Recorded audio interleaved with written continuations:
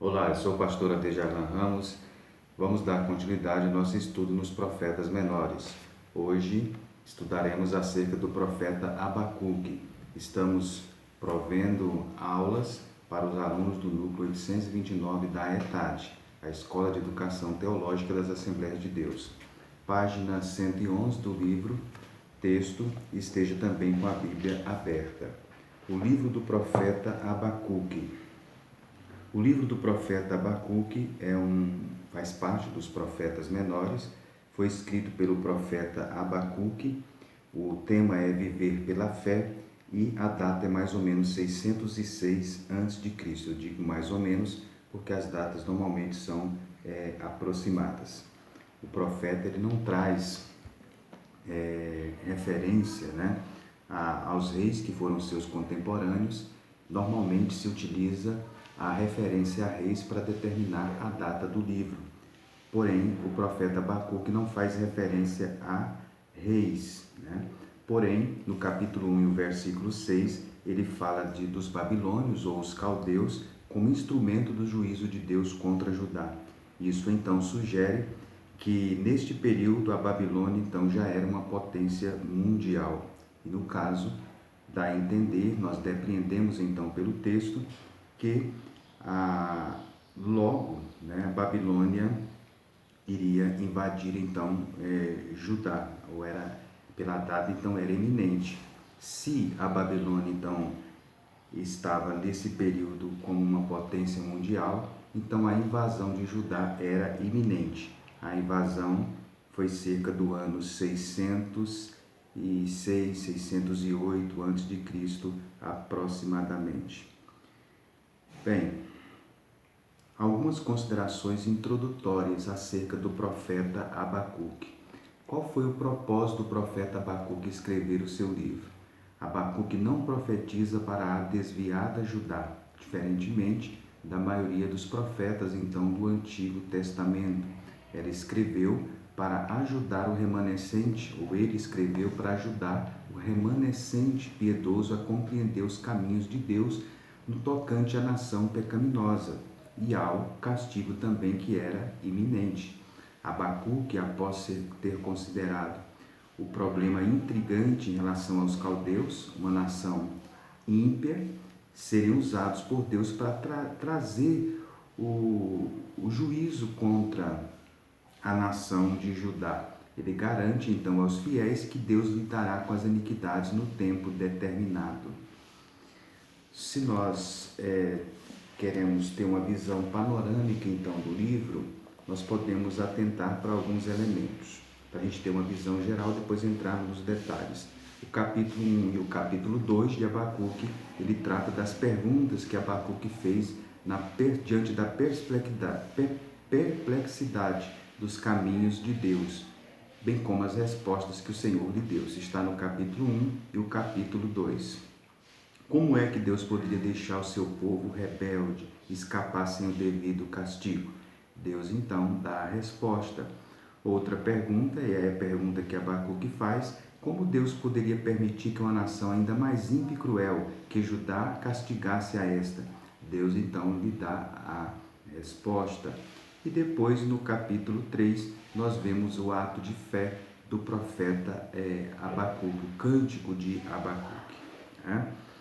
Bem, um outro elemento que nós podemos atentar em relação à importância do profeta Abacuque, qual a importância do profeta Abacuque ao longo das Escrituras e também da teologia, tanto do Antigo Testamento como da teologia bíblica de uma forma geral. O profeta Abacuque ele lida com o problema de se entender os caminhos de Deus. Foi também este o assunto de Jó. A semelhança de Jó e também aqui Abacuque mostra-nos então como entender os caminhos de Deus. Ou seja, por que Deus permite que a injustiça prevaleça? Como pode Deus usar os babilônios que são mais ímpios para punir os judeus que são menos ímpios? Até quando Deus permitirá que os malfeitores dominem o mundo? Estas respostas, então, nós vemos no livro do profeta Abacuque. Então, no livro do profeta Abacuque, nós vemos a grandeza de Deus e também a justiça oculta de Deus. A justiça de Deus ela nem sempre está de forma revelada muito clara, mas está presente, a gente pode ver isso. Então, a gente às vezes não consegue discernir nos atos a justiça de Deus, mas o livro do profeta Abacuque nos mostra que Deus é um Deus justo e a justiça dele prevalece. E por último, também outro grande tema que prevalece em Abacuque é o tema da fé. Bem, vamos então agora ao texto, e você abra então a sua Bíblia, esteja com a sua Bíblia aberta, e vamos então ao texto do profeta Abacuque.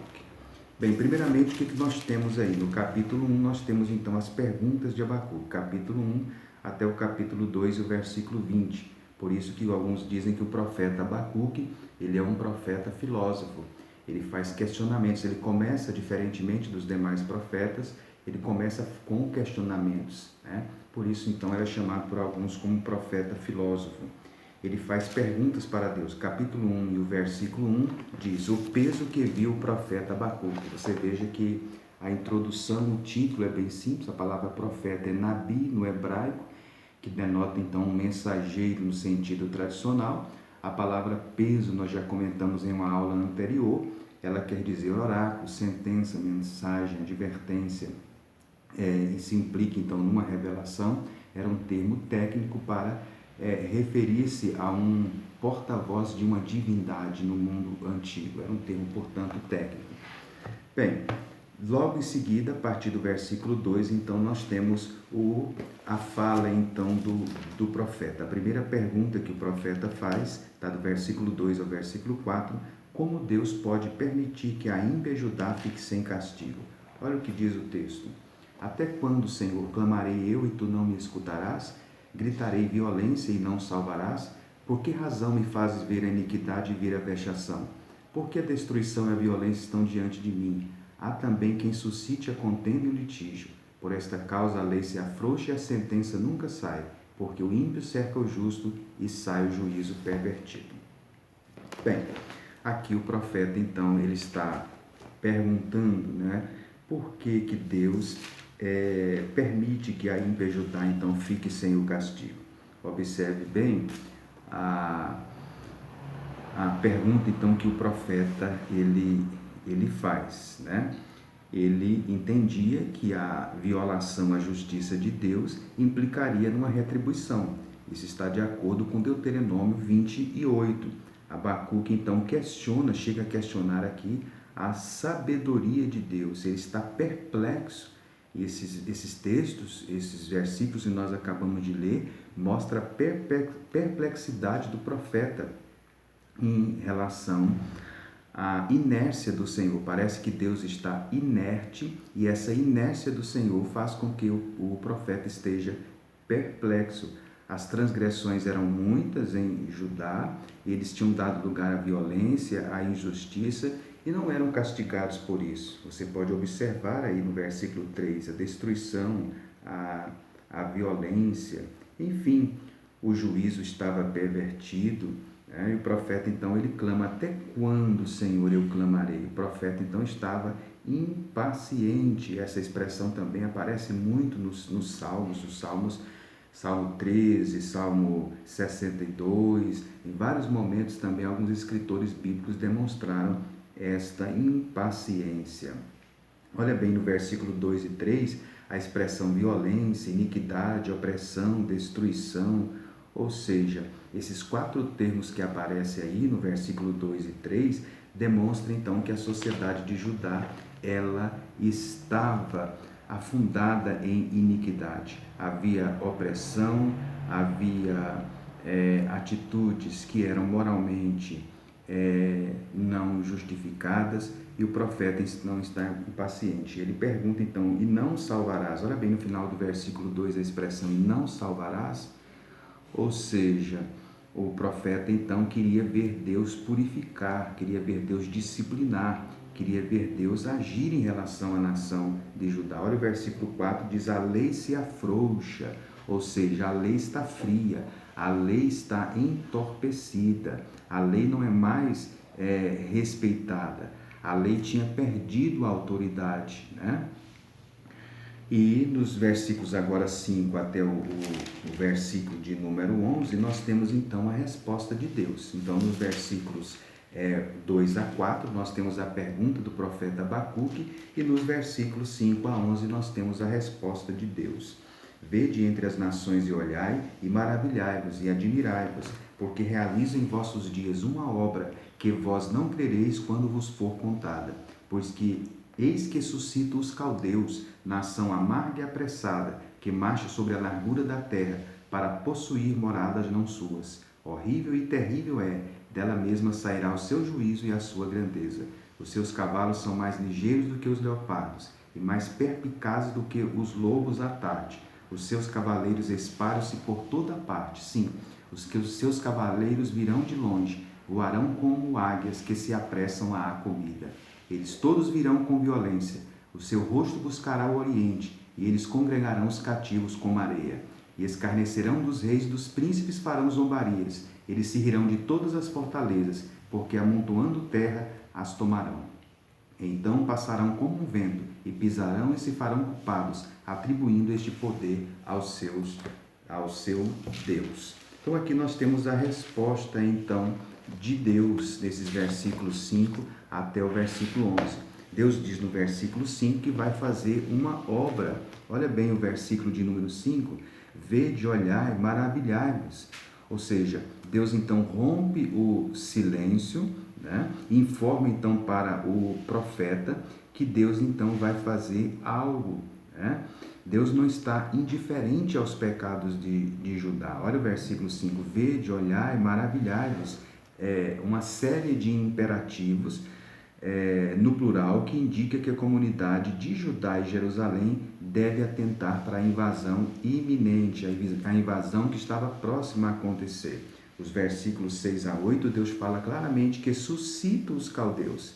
Então veja, no versículo 5, Deus diz que vai fazer uma obra. No versículo 6 até o versículo 11, Deus mostra qual vai ser o instrumento que Ele vai utilizar para fazer esta obra.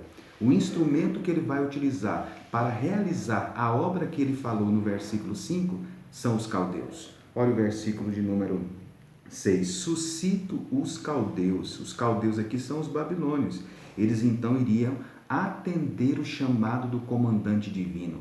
Deus, sendo soberano, iria então chamar a Babilônia, e a Babilônia, ela estaria então atendendo ao chamado de Deus. Deus é soberano quando Ele dá ordens, inclusive sobre as nações. As nações têm que atender ao chamado de Deus. Deus então iria utilizar os caldeus, né, como seu instrumento da obra que Ele iria realizar. Os caldeus eram descritos como povos arrogantes, presunçosos, né? Mas Deus iria utilizá-los naquele momento. Veja bem, nesse momento que o profeta fala sobre a Babilônia, ele mostra o caráter dos babilônios, está no versículo 6. Olha como os babilônios, ou como eram os babilônios: nação amarga, apressada, que marcha sobre a largura da terra para possuir moradas não suas. Ele está falando então do caráter da Babilônia.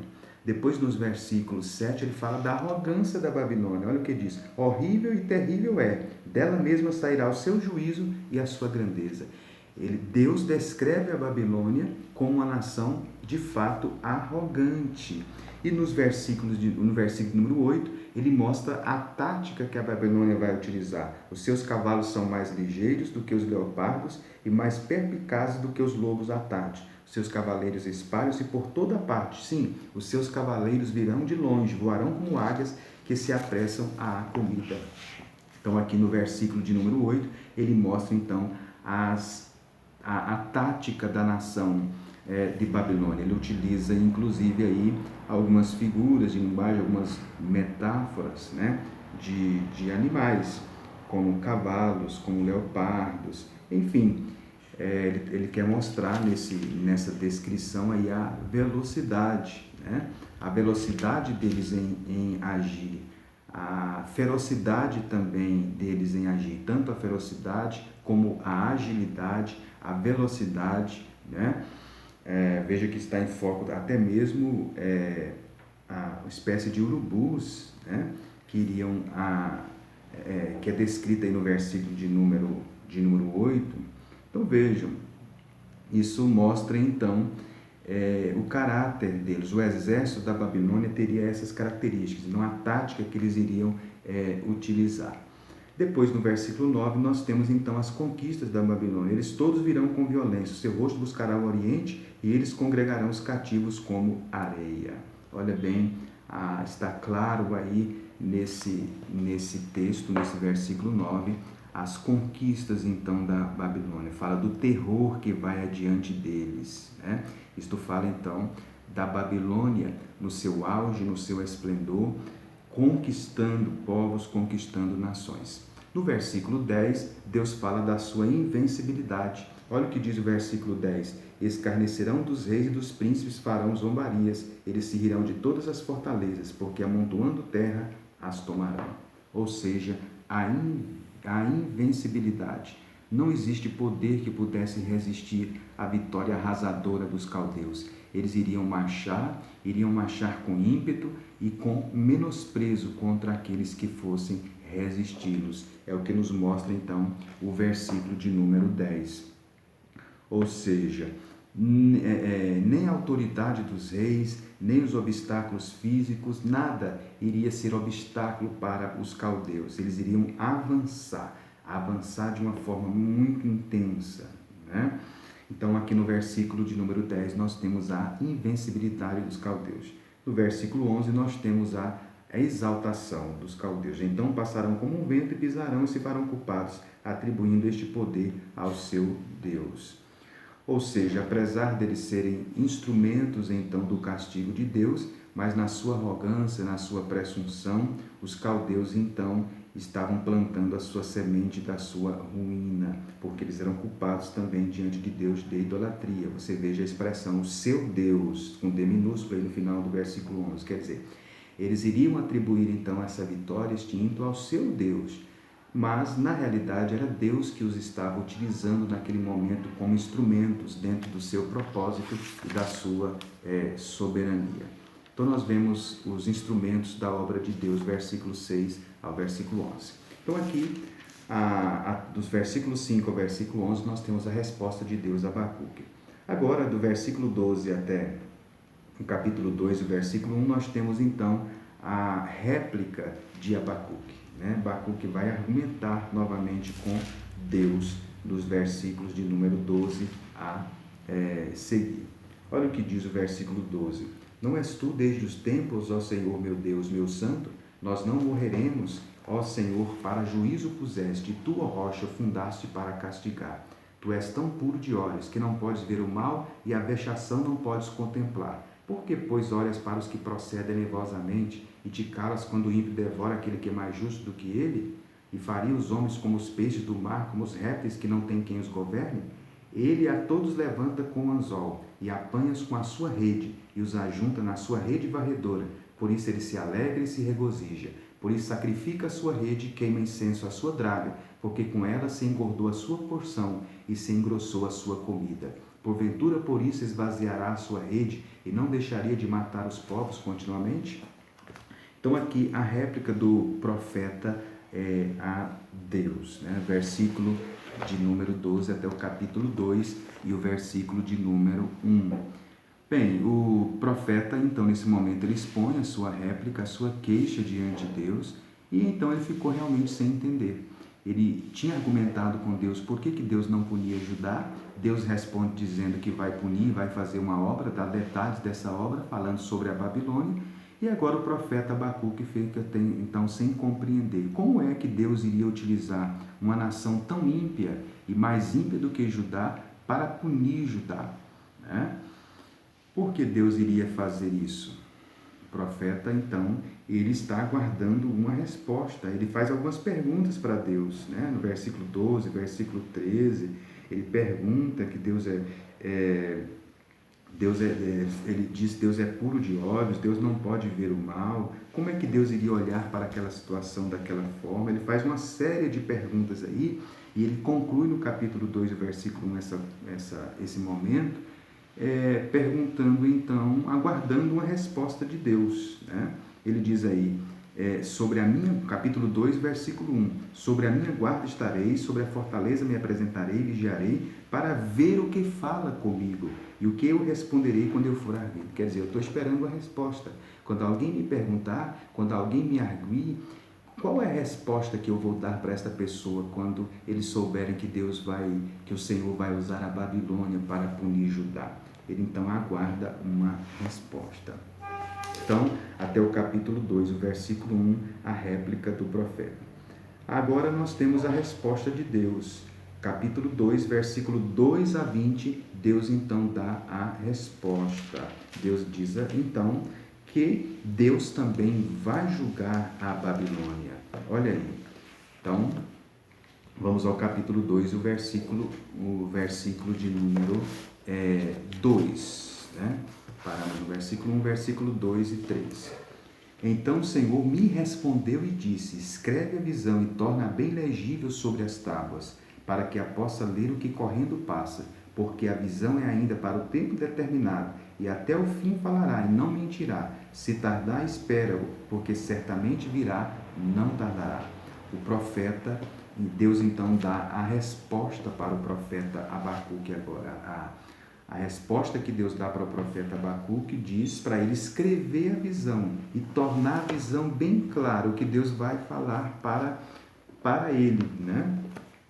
Deus diz então para ele que iria castigar os babilônios. Ele deveria então registrar esta visão para que ela fosse preservada para a posteridade, né? E para que todos então que a pudessem ler no futuro pudessem ver então o cumprimento dessa profecia, né? O cumprimento poderia não ser imediato, mas iria acontecer. Então Deus manda que o profeta registre, escreva isso, registre para a posteridade, né? Deus chegou a dizer que até que uma pessoa correndo pudesse ler. Deus mandou então ele escrever. A visão então seria uma visão permanente. Bem, no versículo de número 2 e 3, então a introdução à resposta. A visão, no versículo 3 diz: a visão é para o tempo determinado, até o fim falará e não mentirá. Se tardar, espera, porque certamente virá e não tardará.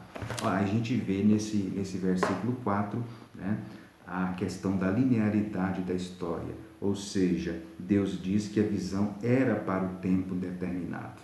Ou seja, Deus age, Deus conduz na história, né? Deus conduz a história conforme os seus propósitos. A visão dos gregos antigos em relação à história é que a história ela era circular, mas a visão bíblica é que a história ela é linear, né? É a visão de linearidade da história, que a história ela segue uma linha reta, cumprindo então os propósitos de Deus. É isso que a gente vê aqui no versículo número 3, quando Deus diz então que é para o tempo determinado. No tempo determinado, o que Deus tinha falado para Abacuque iria se cumprir em relação à Babilônia. Bem, logo em seguida nós temos então o versículo de número 4, o versículo 4 e 5, fala dos pecados da Babilônia, né? Diz o texto: eis que a sua alma se incha, não é reta nele, mas o justo pela sua fé viverá. Tanto mais que se for dado ao vinho é desleal, um homem soberbo que não se contém, que alarga como sepulcro o seu desejo, e como a morte que não se farta, ajunta-se todas as nações e congrega-se todos os povos. Ele mostra então aí os pecados então da Babilônia. É soberbo, né? Quando ele diz aí o soberbo, ele está se referindo aos caldeus, né? Mas, por outro lado, ele mostra a oposição dos justos. Ele faz um contraste nesse versículo 4. Ele mostra que a alma dele se enche, falando dos caldeus, mas, olha a expressão mas, o mas aí é o contraste. Mas o justo pela sua fé viverá. Quer dizer, mesmo diante daquela situação da arrogância, da soberba da Babilônia, mas o justo iria manter-se pela fé. A palavra fé aí na língua hebraica é a palavra emuná. A palavra emuná, que é o termo traduzido por fé, né? Ela tem o sentido de ser firme. A palavra emuná no hebraico, ela aparece inclusive no original em Êxodo 17:12, quando foi segurado as mãos de Moisés, para Moisés ficar firme. Ou seja, então a palavra emuná. A palavra emuná está relacionado exatamente a ser firme, firmeza, né? Constância, imperturbabilidade. É esse o sentido então do termo, que a Septuaginta traduziu por pistes, que é a palavra fé, e passa então para o Novo Testamento nesse sentido. Então é fé aqui no sentido de confiança. É esse o sentido do termo. Então, o justo pela sua confiança, ele viverá. O justo pela sua fé, ele viverá. Bem, logo em seguida, então, versículos 4 e 5, os pecados da Babilônia. Versículos 6 a 19, nós temos agora os 5 ais contra a Babilônia. Os 5 ais contra a Babilônia a partir do versículo 6. O primeiro ai, nós temos aí: não levantarão, pois, todos estes contra ele uma parábola e um dito agudo contra ele, dizendo: ai daquele que multiplica os que não é seu, até quando? E daquele que se carrega a si mesmo de dívidas. Não se levantarão de repente que não hão de morder, e não despertarão que te hão de abalar, e não lhe servirá tu de despojo, visto como despojaste muitas nações. Todos os mais povos te despojarão a ti, por causa do sangue dos homens e da violência para com a terra, a cidade e todos que habitam nela. Inicialmente, Deus fala, então, ele vai descrever agora os ais, né, contra a Babilônia, e o primeiro ai está relacionado, então, a capitalistas impiedosos. Você pode ver aí nesses versículos que nós acabamos de ler, né? O versículo 6 até o versículo 8, está em foco, então, ao capitalismo exacerbado, então, da Babilônia. A gente pode observar aí claramente, a partir desse versículo, então, de número 6, está falando aí de extorsão. Eles saqueavam as nações, a Babilônia saqueava as outras nações de forma violenta, a fim de se enriquecer. Então, em decorrência deste ato da Babilônia, eles seriam também saqueados, né? O texto diz, todos, no versículo 6, todos estes, a expressão que aparece aí no versículo de números, no versículo 6, todos estes, né? Contra ele uma parábola, está se referindo às nações que foram saqueadas pela Babilônia. Um lembrete aqui é a expressão ai. A expressão ai é uma expressão utilizada com frequência na literatura profética para introduzir uma acusação formal ou sentença de condenação. A expressão ai, ela aparece em vários momentos dos livros proféticos, em Isaías, em Jeremias, em Amós. A expressão ai era uma expressão típica usada com frequência na literatura profética para introduzir, então, uma acusação formal, uma sentença de condenação. Então, quando o profeta diz ai, ele está, então, colocando uma sentença de condenação, né? Então, veja, até o versículo de número 8, nós temos aí o capitalismo impiedoso da Babilônia. Versículos 9 ao versículo 11, nós temos agora o segundo ai. O segundo ai está relacionado à riqueza, né? O vilão rico. Ai daquele que ajunta em sua casa bens mal adquiridos, para pôr o seu ninho no alto, a fim de se livrar da mão do mal. Vergonha maquinaste para a tua casa, destruindo tu a muitos povos, pecaste contra a tua alma, porque a pedra clamará da parede, e a trave lhe responderá do madeiramento. Aqui nós temos, então, o segundo ai para a Babilônia, que está relacionado, então, ao vilão rico. Aqui está em foco a ganância, aqui está em foco a autoexaltação dos caldeus, né? Você pode observar aí, está em foco aí a cobiça, a exploração, as paredes das casas construídas com pedras e madeiras, né? De outros povos. Ou seja, então isso testemunhava contra eles. Olha bem no versículo de número 11, a pedra clamará da parede, a trave lhe responderá do madeiramento. Quer dizer, eles roubavam de outras nações, roubaram de outras nações, construíram o seu grande império, e Deus então está falando sobre isso aqui, nesse texto. No versículo de número 10 diz assim: pôr em um lugar alto o seu ninho, ou seja, a fim de se proteger então das retaliações das nações que eles então guerreavam, dos seus adversários, eles então procuravam fazer da cidade ou da Babilônia cidades inexpugnáveis, cidades inacessíveis. Por isso que o versículo de número 9 diz: para pôr o seu ninho no alto. É uma figura de linguagem, é uma metáfora falando da segurança que os babilônios pretendiam, né, ou faziam, no sentido de protegerem a sua cidade de retaliações. A outra expressão no versículo 10 é a expressão vergonhosa maquinaste, ou vergonha maquinaste. Quando eles tramavam a morte então dos seus adversários, os líderes caldeus então haviam trazido vergonha sobre eles mesmos. Então, versículo 9 ao versículo 11, o vilão rico. Agora, versículo 12 até o 14, nós temos então governante fraudulento. Deus está condenando os governantes fraudulentos da Babilônia. Versículo 12 a 14. Ai daquele que edifica a cidade com sangue, que funda a cidade com iniquidade. Eis que não vem do Senhor dos exércitos, que os povos trabalhem para o fogo e os homens se cansem pela vaidade. Porque a terra se encherá do conhecimento da glória do Senhor, como as águas cobrem o mar. Então está em foco aí os governantes, então, governante fraudulento, né? Nesse texto. Vamos destacar alguns elementos aí nesse versículo. Aqui fala então de déspotas cruéis, né, que construíam seus palácios de forma luxuosa, através de trabalho escravo, de trabalho forçado, né?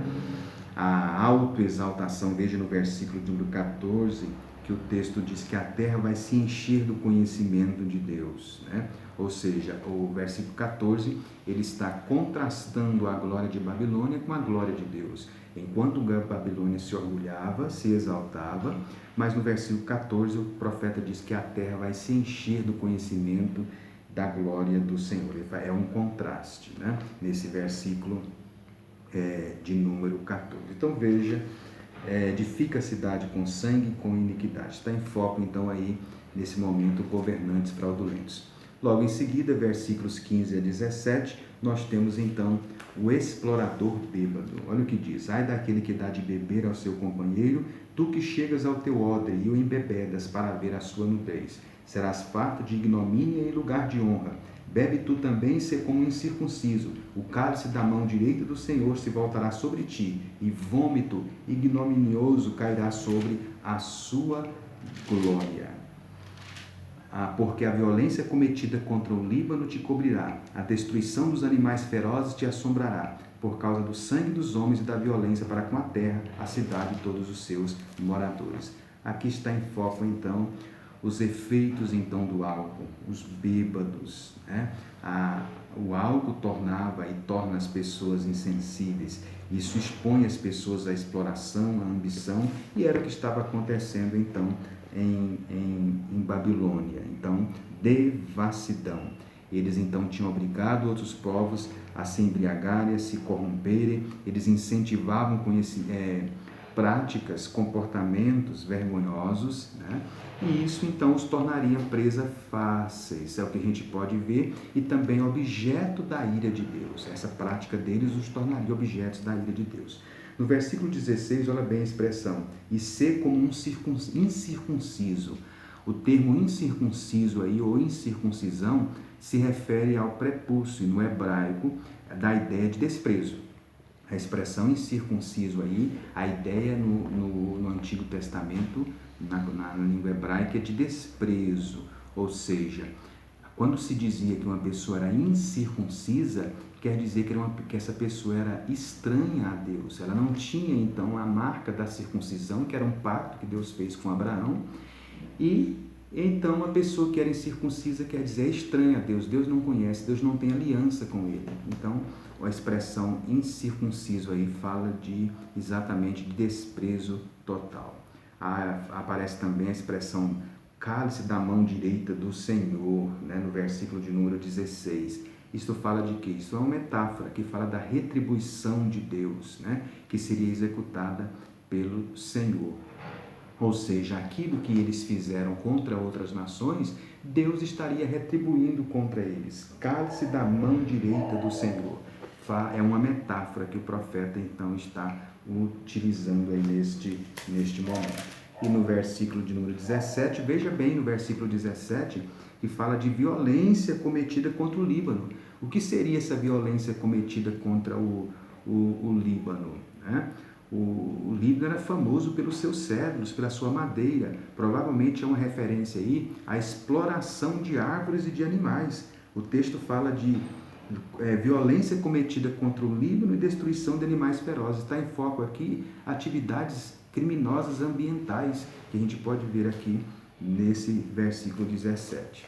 Bem, logo em seguida nós temos agora versículos 18 a 20. O último ai está relacionado então à idolatria, o idólatra tolo, versículo 18 ao versículo 20. Que aproveitará a imagem de escultura que esculpiu o seu artífice e a imagem de fundição que ensina mentira para que o artífice confie na obra fazendo ídolos mudos? Ai daquele que diz ao pau, acorda, e a pedra muda, desperta. Pode isso ensinar? Eis que está coberto de ouro e de prata, mas no meio dele não há espírito algum. Mas o Senhor está no seu santo templo, cala-se diante dele toda a terra. O último ai aqui é o ai relacionado à idolatria, né? Nesse versículo 18 a 20. Isso mostra então a insensatez daqueles deuses. Os babilônios adoravam várias divindades, mas a destruição então dos caldeus iria demonstrar que aquelas deuses, aquelas divindades eram exatamente tolas, né? A palavra ídolo no hebraico está relacionado à não existência, coisa desprovida então de conteúdo. E aí o texto diz que no versículo 19, a pedra vai dizer ao pau, acorda, a pedra desperta, quer dizer, os ídolos então eram mudos, os ídolos então tinham silêncio, não podiam responder, né? Mas diante do Senhor o texto diz que todos devem silenciar porque Deus está no seu santo templo. No final do versículo 19 diz que no ídolo não tem espírito, mas no versículo 20 ele contrasta Deus com as divindades pagãs e diz que Deus está no seu santo templo e toda a terra deve calar-se diante dele. Olhe bem essa expressão, o Senhor está no seu santo templo. Cale-se quer dizer todos devem ficar em silêncio, quer dizer, diante do silêncio dos ídolos, em contraste com o silêncio dos ídolos, os ídolos são silenciosos, os ídolos não falam. Para contrastar o silêncio dos ídolos, o profeta então diz que todos têm que ficar em silêncio diante do Senhor. Então, o último ai. E aí chegamos agora ao capítulo de número 3, o capítulo de número 3, o profeta então introduz um hino litúrgico, né? No capítulo número 3 nós temos o que é chamado de o Cântico de Abacuque. Aqui nós temos então uma transição do livro. Até então, capítulo 1 e 2, o profeta então foi argumentativo, com perguntas, com resposta, com réplica, e agora no capítulo 3 nós temos então a mudança de tom, é transição. O tom argumentativo agora passa a dar lugar a uma súplica. O profeta então, inclusive demonstrando, né, os seus dotes poéticos e também relacionados à música, ele então faz agora uma súplica aqui. Capítulo 3, versículo 1, oração do profeta Abacuque sob forma de canto. A palavra canto aqui no original é sigionote.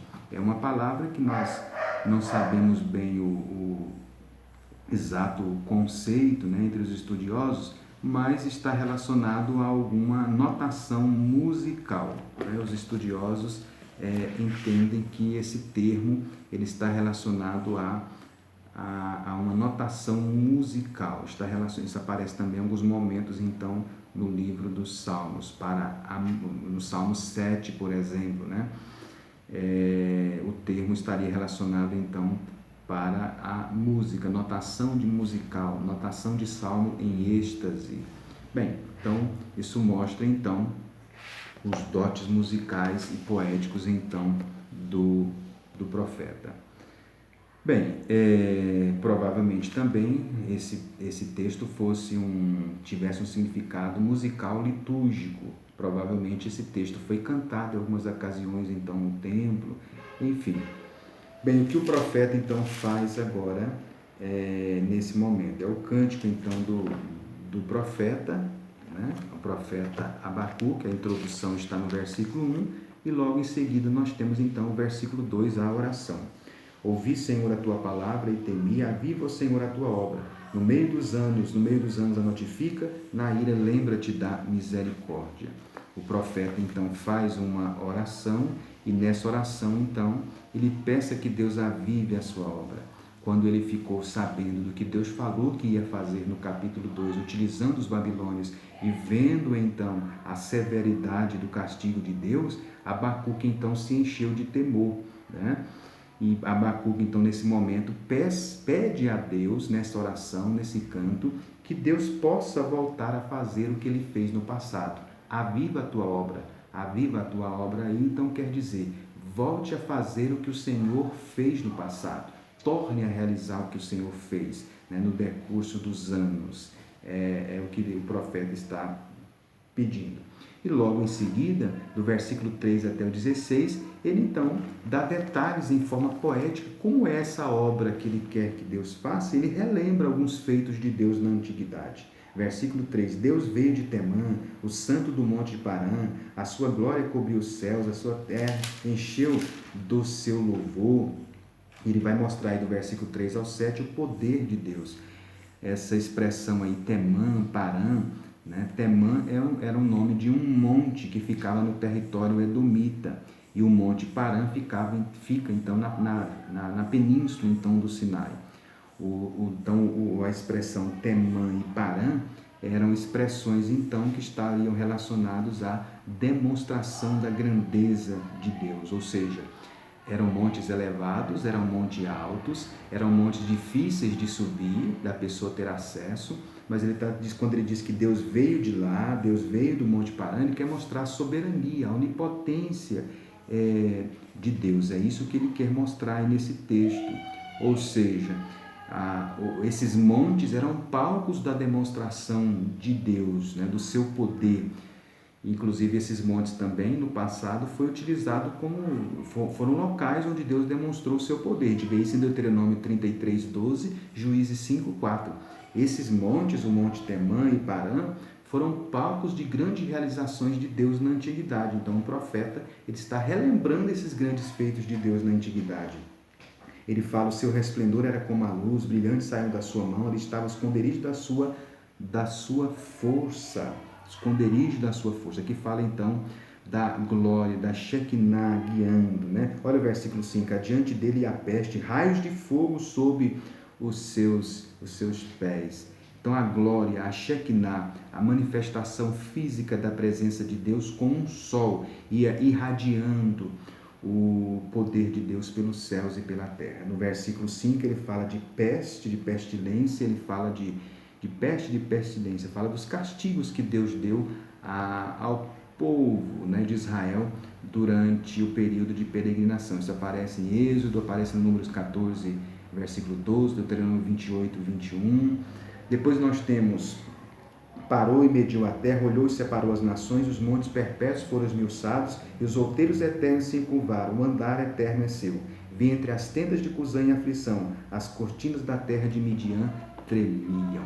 Ele mostra então agora o universo se atemorizando diante da presença de Deus. A expressão Cusã e Midian, conforme aparece aí no versículo 7, é uma referência a povos que viviam na península do Sinai, né? Inclusive, a esposa de Moisés, ela era descrita, né, como uma midianita e uma cuxita dessa região aí. Depois nós temos no versículo 8 até o versículo 15, o profeta então, de forma ainda bela, retórica, ele mostra então Deus agindo, né? Ele mostra Deus agindo, e o profeta nesse momento se dirige então a Deus e relata então as ações de Deus contra aqueles que se opõem à vontade dele. Então nesse momento aqui do 8 até o 15, ele vai mostrar como que Deus age judicialmente em relação àqueles que se opõem à sua soberana vontade. Olha o que ele diz: Acaso é contra rios, Senhor, que estás irado? Contra os ribeiros foi a tua ira, ou contra o mar foi o teu furor, para que andasse montado em teus cavalos sobre os teus carros da salvação? Descoberto se fez o teu arco, juramentos feitos às tribos foram uma palavra segura. Tu fendeste a terra com os rios, os montes te viram e tremeram, a inundação das águas passou, deu o abismo a sua voz, levantou as suas mãos ao alto. O sol e a lua pararam nas suas moradas, andaram à luz das tuas flechas, ao resplendor do relâmpago da tua lança. Então, nesse momento aí, o profeta, então, ele mostra que nada pode se opor à vontade soberana, então, de Deus. No versículo 8 aparece a expressão cavalos de teus carros, são descrições aí simbólicas da vitória de Deus sobre os seus inimigos. Na realidade, Deus não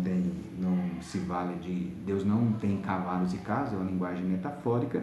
Quando ele fala o sol e a lua pararam, no versículo de número 11, o sol e a lua pararam nas suas moradas. Isso quer dizer o quê?